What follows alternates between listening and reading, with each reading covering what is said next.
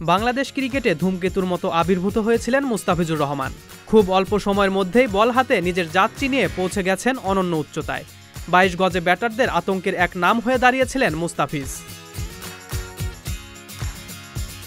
দল যখন কঠিন বিপদের মুহূর্তে, ঠিক তখনই ভরসার প্রতীক হয়ে দাঁড়িয়েছেন এই কাটার মাস্টার।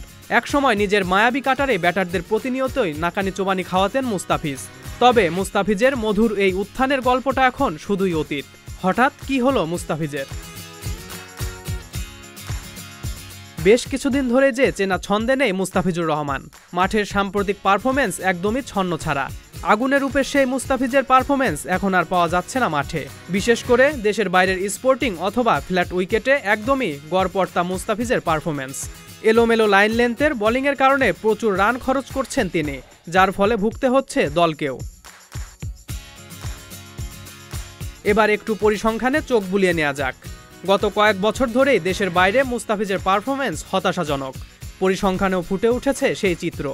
2018 থেকে 2022 এই সময়ের মধ্যে দেশের বাইরে 29 ইনিংসে বোলিং করে তিনি উইকেট নিয়েছেন 32টি।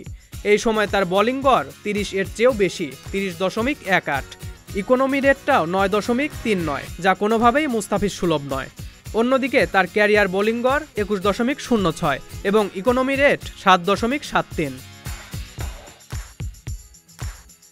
এক সময় দেশের বোলিং আক্রমণের সবচেয়ে ধারালো অস্ত্র মুস্তাফিজই দেশের বাইরে গেলে হয়ে যাচ্ছেন ভোতা। পরিসংখ্যানেও সেই ছাপ স্পষ্ট।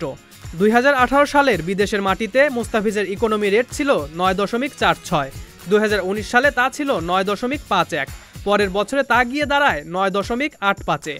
2021 এবং 2022-এ তা ছিল যথাক্রমে 9.40 এবং 9.12।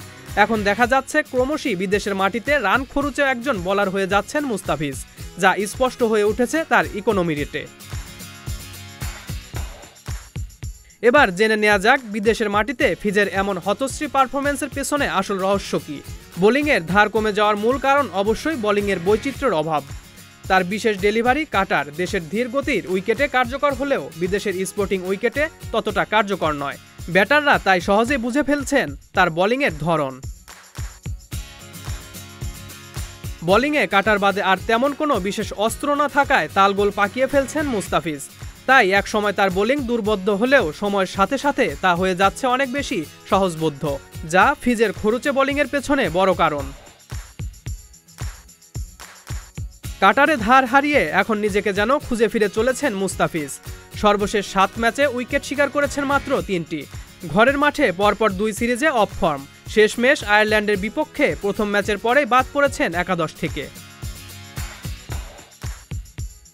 অন্যদিকে আয়ারল্যান্ড সিরিজকে সামনে রেখে মুস্তাফিজ বর্তমানে অবস্থান করছেন ইংল্যান্ডে।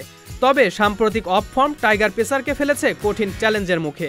এই সিরিজেও একাদশে সুযোগ পাবেন কিনা তা নিয়েও রয়েছে সংশয়। এই মুহূর্তে দলে টিকে থাকায় যেখানে হয়ে উঠেছে দায়, সেখানে বিশ্বকাপ পর্যন্ত দলের আস্থা ধরে রাখতে হবে ফিজকে। এমন পরিস্থিতি থেকে উত্তরণের পথটা তাই মুস্তাফিজকেই খুঁজে বের করতে হবে, এবং তাও দ্রুত সময়ের মধ্যেই।